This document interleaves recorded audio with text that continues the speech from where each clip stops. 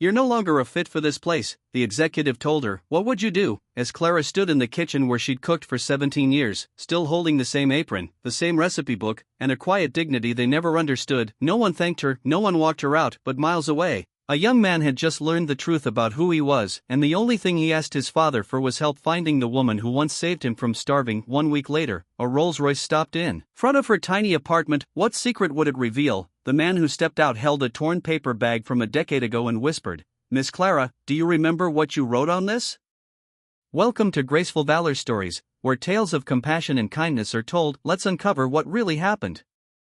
The rain had been falling since morning. Thin sheets of it swept across the sidewalks of Willow Creek, curling around the corners of shuttered shops and drifting through the quiet air like something unfinished. It was the kind of rain that soaked through coats, slipped down your collar, and stayed with you long after you'd gone inside. But Clara Whitmore didn't go inside. She stood motionless just outside the door of the Hearth and Oak, clutching a damp cardboard box to her chest. Her breath came in soft, uneven puffs. She wore her old faded apron one last time, as if it were armor, and for 17 years, maybe it had been. In the front window still bore the restaurant's name in curling gold script, though a newer sign now hung crooked in the corner. Under new management, Clara didn't cry, not quite, but the edges of her vision blurred, and the tears, if any, blended easily into the rain. Inside that box were the small things no one else wanted: her recipe notebook, a jar of dried thyme from the back shelf, a cloth spoon holder sewn by her mother, and a hand-scribbled note that had once read, "Employee of the Month," now barely legible from age. She hadn't said goodbye to anyone, not because no one cared, but because Clara had never been the kind of woman people remembered to miss until she was already gone. At 43, Clara lived alone in a modest apartment above a laundromat 2 blocks from the bay. No family, no pets, no wedding ring on her hand. The only voices that ever spoke her name belonged to 2 elderly neighbors and a post office clerk who still remembered her P.O. box by heart. She walked to work every morning before sunrise, always in that same washed-out green coat and scuffed black shoes. She carried her mother's leather-bound recipe book with both hands like it was something sacred, and maybe to her it was. The Hearth and Oak had never been a glamorous place. It sat tucked behind a quiet intersection near the park where fishermen gathered in the mornings and teenagers loitered at dusk. It wasn't trendy or fast or fancy, but the locals came anyway for Clara's cooking. Even if they didn't know her name, every soup had depth, every loaf of bread had warmth, and somehow the scrambled eggs on Tuesdays tasted exactly like childhood. Clara wasn't loud, she didn't demand attention or carry herself with flair, but she moved through the kitchen with a quiet rhythm that made even chaos seem patient. When a fryer broke or the dishwasher quit, she rolled up her sleeves and fixed it herself without complaint, without spectacle. Most days she worked from open to close. She ate standing up, she cleaned more than anyone else, and when tips were short, she slipped $20 into the tip jar and walked away before anyone noticed. People didn't gossip about Clara, not because she was mysterious, but because kindness, when done silently, tends to disappear behind the noise. It wasn't until her final week that someone noticed something small but unforgettable. A new waitress, barely 19, came in for her second shift, shivering. Her jacket was torn, her scarf missing. No one said much, just glanced and moved on. But when she opened her locker that night, there it was, her coat, mended with careful hand-stitching, a new scarf folded neatly beside it. No note, no explanation, only Clara sitting quietly by the sink, drying her hands with a dish towel like nothing had happened. She'd spent her lunch break fixing it with a sewing kit she kept in her drawer. No one knew and Clara never told. The next morning, without warning, she was called into the office. 2 men in tailored suits sat across from her. One was barely 30, the other never looked up from his tablet. "We appreciate your time here," the younger one said, not quite making eye contact. "But we're going in a new direction, more tech-savvy, faster systems, younger energy." Clara nodded. "We'll process your final paycheck this week. We ask that you gather your things by noon." She nodded again. She didn't argue, she didn't ask for a second chance. She just gathered her apron, her box, and quietly walked out the same door she had walked into every morning for nearly 2 decades. Outside, the rain hadn't let up, the street was mostly empty, save for a boy on a bicycle and a tired man waiting at the corner bus stop. Clara looked up once at the sign, "In the Hearth and Oak," then turned away before the cold could settle too deeply into her bones. She didn't know where she'd go next. The rent was due in 2 weeks, her savings wouldn't last long. But something inside her stayed steady, like it always had, not angry, not bitter, just steady. As she walked past the alley behind the restaurant, she paused by instinct. It was quiet now, the crates were gone, the back door locked tight. But for years, that small space behind the building had meant something else entirely, something only she had known. Clara looked at the spot near the fence post where she used to place a brown paper bag twice a day, one at noon and one just after dusk. She never told anyone, but for 9 years, She had split her own meal in two and left half for a boy who never gave his name, a boy with wide eyes and hands cracked from the cold. He never spoke, never asked, he only waited and bowed and disappeared into the shadows after receiving the bag. Sometimes it had a sandwich, sometimes soup and toast, always a small milk carton, and always a handwritten note that said something simple like, "Eat well. Sweetheart, don't be afraid." Clara blinked, the rain stung a little.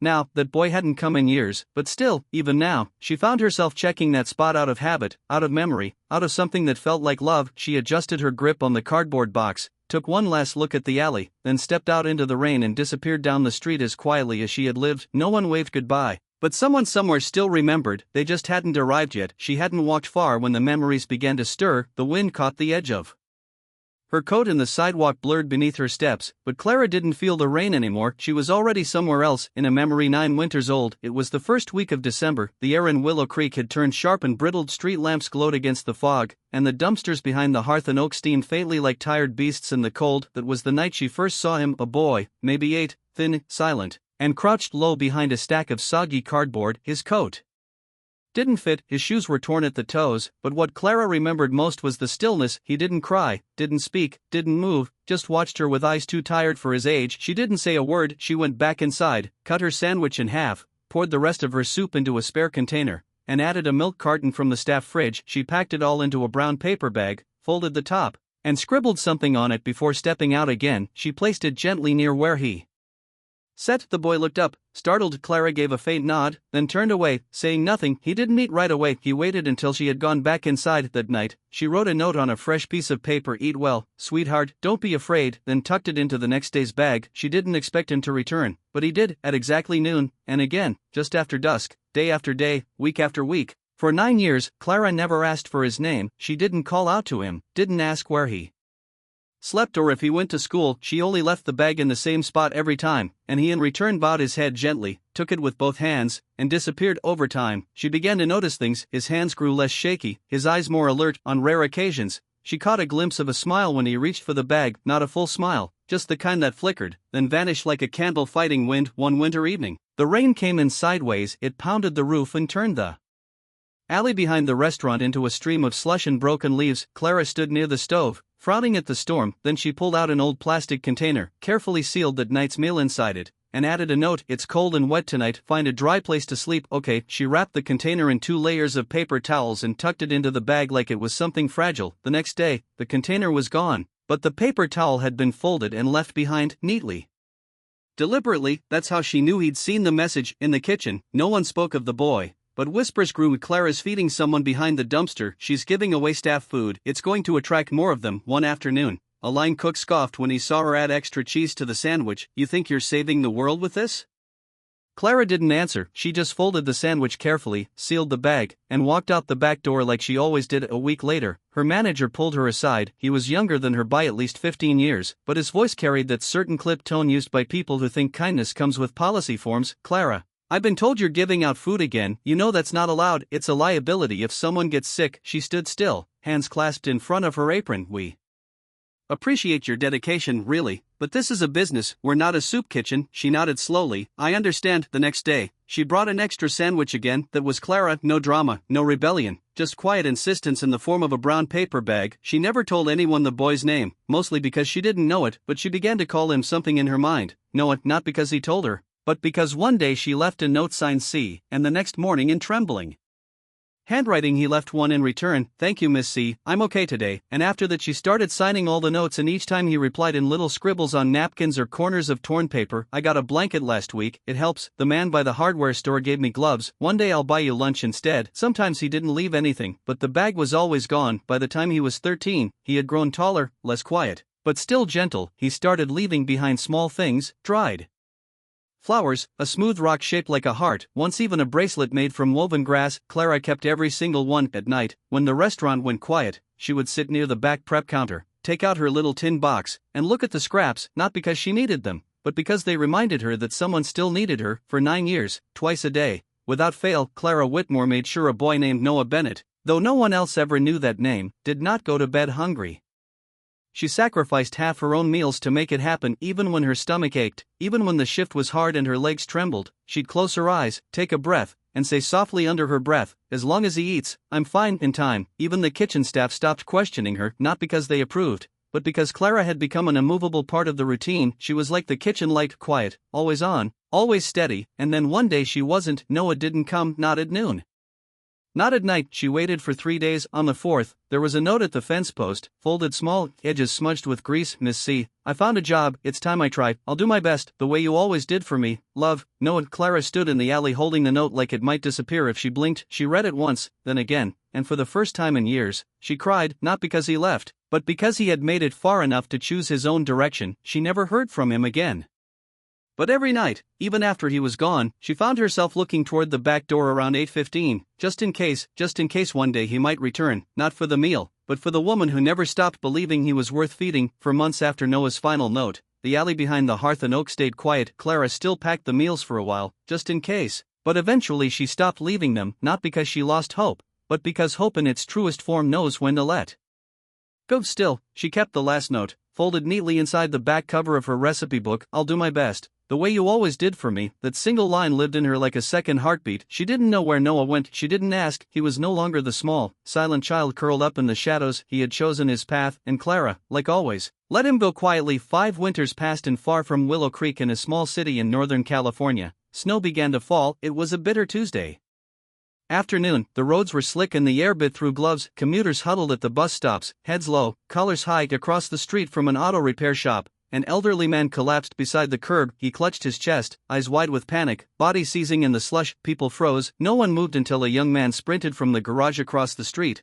hands still covered in oil, wrench dropping behind him as he ran. It was Noah, now 22, taller, stronger, worn, but steady. He knelt beside the man without hesitation, checked his pulse, lifted him up, not just by the shoulders, but fully, like someone used to carrying weight, and he ran through the snow, through traffic, half a mile to the nearest emergency room. They made it in time, barely inside the trauma unit. Doctors rushed in, alarms beeped, voices overlapped. A nurse turned and yelled, "We need AB negative blood stat. He won't make it without a transfusion." To silence. That blood type was rare, almost no one had it. Noah stepped forward, breath shallow but eyes firm. "I have that blood, I've donated before. Hook me up, please, just hurry." Within minutes, they had him connected. He didn't flinch when the needle went in, he just kept his gaze on the hallway as if willing the old man to live. Later that night, a young resident doctor posted the story online. He included a photo, grainy, taken from the corner of the ER, a young man with oil-stained sleeves sitting in a plastic chair, for in his arm, head bowed in exhaustion. The caption read, "Stranger with rare blood saves elderly man during snowstorm." No name given, just said, "Do what you have to do." By morning, the photo had gone viral, thousands shared it. The story made the local news, then national news. People wanted to know who he was, but Noah disappeared before the cameras arrived. He went back to work, back to tightening bolts and rotating tires. A few hundred miles away in a Manhattan penthouse overlooking Central Park, Thomas Grayson sat at dinner with his adult daughter. She flipped through channels lazily until the news clip paused. "That guy," she said, pointing, "he looks kind of like you when you were young." Thomas looked up absent-mindedly, then froze. The screen showed a still from the ER, a profile shot, the tilt of the jaw, the arch of the brow, but it wasn't the resemblance to himself that made his hands tremble. It was the eyes, not just their shape, but the quiet behind them. He stood up without saying a word, walked to his office, and opened a drawer he hadn't touched in 15 years. Inside was a sealed envelope. The handwriting had faded, but he knew it by heart. The last letter from the woman he had loved, Evelyn Bennett. She had slipped away quietly after his family forced the breakup. No calls, no contact, just one letter. "If it's a boy, I want to name him Noah." For a moment, the room swayed. Thomas pressed his palms flat against the desk and tried to breathe. The next morning, he called the hospital in California. They wouldn't release the name, but they confirmed a few details. A man named Noah Bennett had donated AB negative blood to save a patient. No known relatives, lived in a shared boarding house across from a body shop. Thomas sent his assistant, then a courier, then went himself. He had a DNA test arranged through quiet channels. The result came in 3 days later, 90.98% match, paternal. He didn't cry, but something in him broke, and quietly, permanently. For over 2 decades, he had lived with wealth, power, respect. He had closed deals worth hundreds of millions, owned homes in 6 countries, and yet his own son had grown up sleeping beside dumpsters, eating from paper bags. Not once did Thomas ask aloud, how could this happen? Instead, he asked the only question that mattered: who kept him alive? It was his father, Walter Grayson, who answered, an old man now, harder with age, but when he saw the photo of Noah, even he lowered his voice. We wronged her, he said simply, that woman, Evelyn. But someone else must have stepped in where we didn't. Thomas nodded once. We're going to meet him, but not for us. Walter raised a brow. Then for who? Thomas looked down at the photo again. His voice was quiet. For the one who never asked for anything in return. That same week, a midnight black Rolls-Royce pulled out of the Grayson garage. No security, no press, just two men, a father and grandfather, sitting in silence. They crossed 3 states without saying much. Every so often, Thomas would take out the photo, study it, and wonder about the years they couldn't get back. They arrived in California 2 days later. The garage was modest, grease stained, the kind of place where workers wiped their hands on old rags and music played low from dusty radios. Noah was outside tightening bolts under a lifted hood. He stood as the car pulled up, confused, but cautious, the kind of caution learned from years of uncertainty. Thomas stepped out first. He didn't wear a suit, just a simple sweater and coat. His hands trembled slightly. Noah, he said. The young man looked up, wiped his palms on his jeans. Yeah. Walter stepped out next, slower, older. The three stood there for a moment, wind blowing softly between them. You look just like her, Walter whispered. Thomas took a breath, then another. I'm your father, he said. And this is your grandfather. Noah didn't speak, didn't step forward, but he didn't back away either. He watched them carefully, and something behind his eyes began to shift. A flicker, then stillness, then warmth. They sat down on a bench near the sidewalk. No cameras, no speeches. Thomas didn't ask for forgiveness. He just explained quietly, honestly, with no defense. When he was done, Noah nodded slowly. I'm not angry, he said. Thomas blinked. I'm not lost either, Noah added, but I don't want your money or your name. He looked up. There's only one thing I want. They waited. Help me find the woman who fed me for 9 years. I owe her my whole life. Spring arrived gently in Willow Creek. The rain had softened. The air carried that quiet scent of something beginning again. On a Thursday morning, Clara Whitmore found a cream-colored envelope slipped beneath her apartment door. No return address, no letter inside, just a single card written in gold script. You are cordially invited to the grand reopening of the place where you once made everyone feel at home. Clara stared at it for a long time. Her first thought was that it wasn't meant for her. She hadn't made anyone feel at home, not officially, not in any way people would remember. But something about the way it was worded pulled at her chest. She didn't plan to stay long, just walk by, maybe peek through the window, then go. But when she turned onto Main Street and saw the corner building, she froze. The old sign for the Hearth and Oak was gone. In its place, freshly painted in warm white lettering, was a new name, Clara's Table, where every child has a seat. Her hands trembled. She took a step back. The sight of her name out in the open in daylight felt overwhelming, not because it was large or elegant, but because it meant someone had remembered. She was about to turn away when the front door opened. A young woman in a crisp apron stepped out, eyes kind, voice steady. Are you Clara? She asked softly. Please come in, everyone's waiting for you. Inside, the space had changed, but the warmth hadn't. The walls glowed with soft amber lights, the tables were rustic, simple, but inviting, and something about the way people looked at Clara made her pause, not curious, not amused, but respectful, gently so. A man by the window stood as she entered. Others followed. One woman placed a hand over her heart. A little girl tugged at her mother's sleeve and whispered, Mommy, is that her?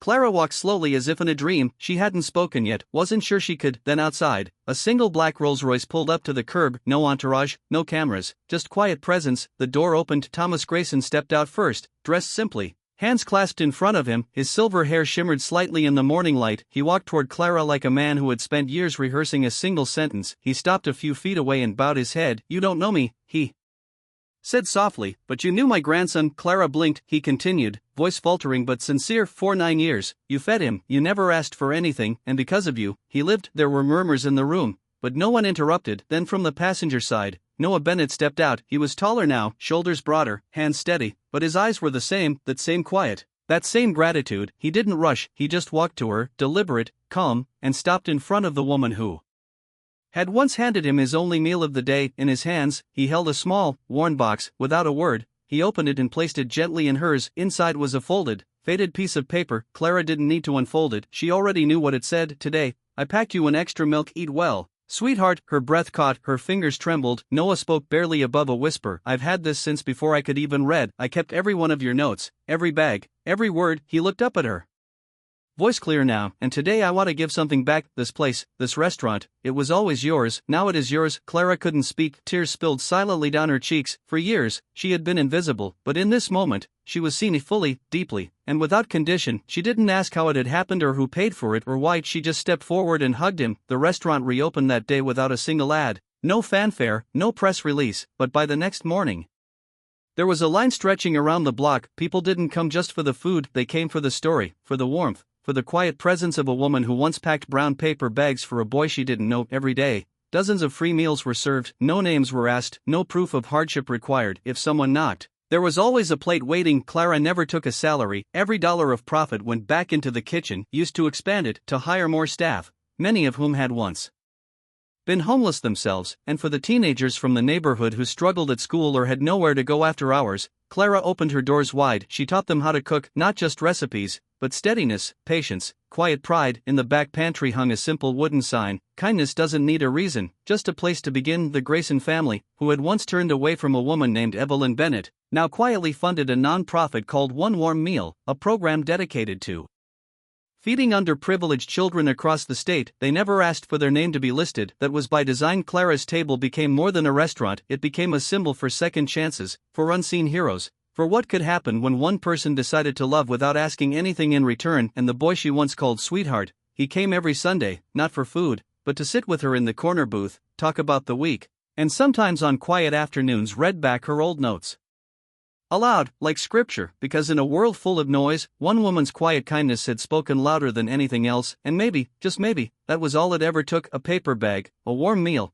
and a heart that never gave up. In our darkest moments, kindness still finds a way, often in the quietest places. Not everyone who helps wants recognition, some just need to know that today someone isn't going hungry, and sometimes that alone is enough to change a life. You may forget the story, but if no one retells it, history stays silent forever. Subscribe to Graceful Valor Stories, where justice is honored, kindness is remembered, and no act of quiet heroism is ever lost.